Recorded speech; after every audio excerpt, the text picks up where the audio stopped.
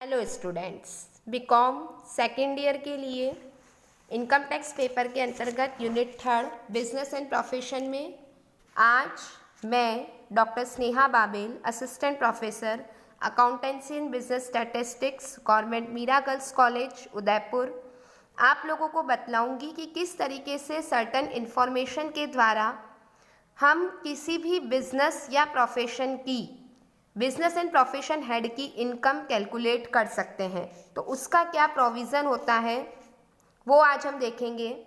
इसमें अलग अलग सिचुएशंस हैं कि जब प्रश्न में हमें प्रॉफिट एंड लॉस अकाउंट दे रखा हो, लाभ हानि खाता, जब हमें रिसिप्ट एंड पेमेंट अकाउंट दे रखा हो और सम इंफॉर्मेशन जो है वह प्रश्न में दे रखी हो।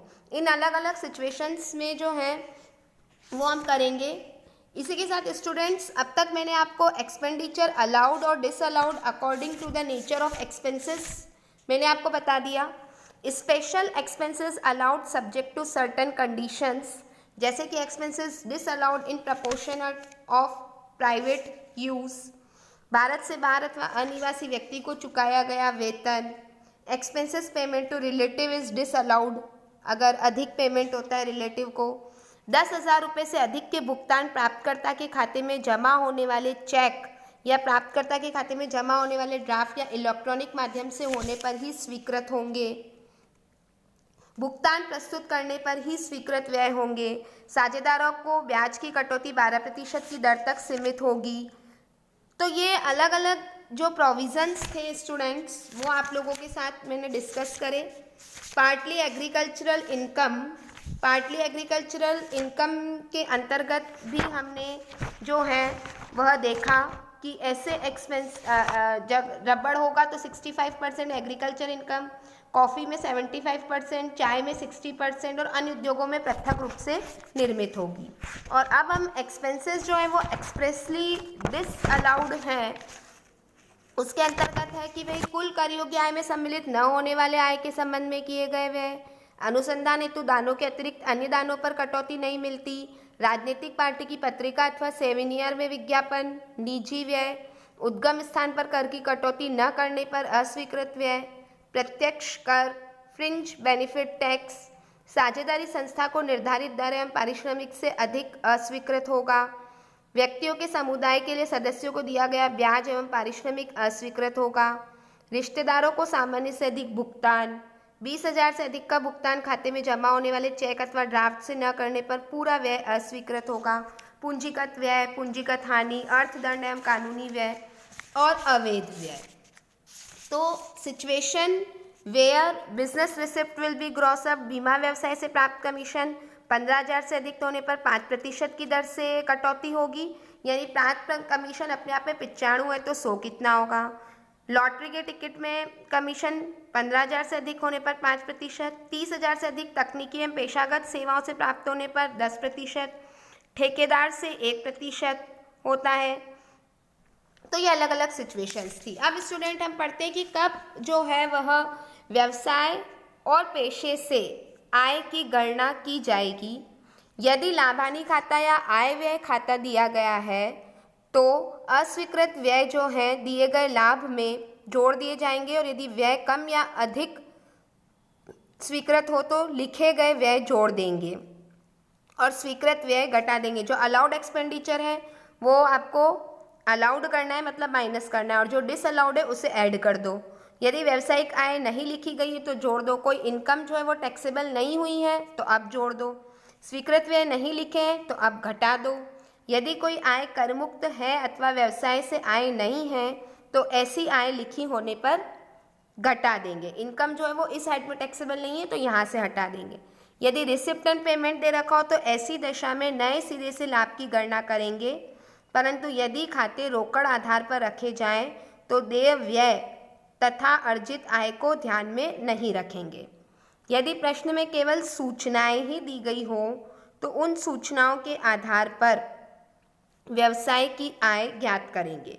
यदि प्रश्न में अन्य शीर्षक की आय भी दी गई हो तथा व्यवसाय एवं पेशे की आय ज्ञात करनी हो तो अन्य शीर्षक की आय को जो है वह हमें ध्यान में नहीं रखना है। देखिए स्टूडेंट, एक क्वेश्चन में आपको अलग अलग रेफरेंस बुक बता चुकी हूँ और अलग अलग रेफरेंस बुक के डिफरेंट क्वेश्चंस जो है वो मैं आप लोगों को करवा रही हूँ। हम एक यहाँ पे क्वेश्चन डिस्कस करते हैं। The profit and loss account of Shri Sohan Lal for the year ended 31 March 2020। PNL के डेबिट साइड की बातें दे रखी है, पीएनएल के क्रेडिट साइड की बातें दे रखी है। Additional information: payment of revenue expenditure of rupees 600 on the welfare of employee has been included in office expenses. Expenditure on scientific research includes a payment of rupees 200 made to a national laboratory with specific direction that the said sum to be used for the scientific research undertaken under a program approved by the prescribed authority. The remaining sum is in respect of payment made to a college approved by the central government in this behalf. No tax has been deducted at the source for the audit fees. Mr. Sohan Lal actually paid rupees 200 for income tax during the previous year. You are required to compute his income from business for assessment year 2021. ये पूरा आपको एक PNL दे रखा है students और profit and loss account दे रखा है। Solve करने के लिए सबसे पहले आप लिखेंगे ऊपर हेडिंग जो विवरण है, computation of income from business and profession of mister Sohan Lal for the assessment year 2021, यानी प्रीवियस ईयर क्या हुआ 19-20। 1 अप्रैल 2019 से लेकर के 31 मार्च 2020 तक के दौरान जो भी इनकम सोहन लाल की थी, नेट प्रॉफिट 3,04,250। उसमें स्टूडेंट ध्यान से सुनो, वो सभी आइटम डिसअलाउड कर दो जिसे हम कहते हैं कि एक्सपेंसेस डिसअलाउड है, यानी जो बिजनेस के पर्पज से नहीं किए गए। सेक्शन 37 भी मैंने आपको बताई थी। पर्सनल एक्सपेंसेस हैं या प्रीवियस ईयर में नहीं किए गए तो वो आप, या अलग अलग एक्ट के मैंने आपको 30 से 36 के प्रोविजंस बतलाए, तो वो सारे एक्सपेंसेस आप डिसअलाउड कर दीजिए। यानी नेट प्रॉफिट में क्या हुआ था, वो एक्सपेंसेस हमने घटा दिए थे जिससे हमारा प्रॉफिट कम हो गया था, तो अब उन एक्सपेंसेस को वापस जोड़ दो तो एक्सपेंसेस डिसअलाउड हो जाएंगे। फिर लेस कर दीजिए आप उन सभी इनकम को जो ऐसी इनकम है जो इस हेड में टैक्सेबल नहीं है, वो किसी और हेड में जाएगी। और ऐसे एक्सपेंसेस को आप लेस कर दीजिए जो अलाउड है। एक्सपेंसेस जो अलाउड हैं उन्हें क्या कर दो कि पूर्व में हमने नहीं घटाया था तो अब घटा दो। तो यहाँ देखो कि कर्मचारी के कल्याण के लिए जो व्यय होते हैं वो आयगत व्यय और रेवेन्यू एक्सपेंसेस अलाउड है।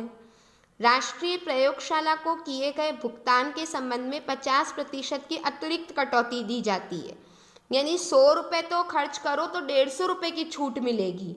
तो 100 रुपये खर्च करने पे छूट कितनी 150 की देनी है।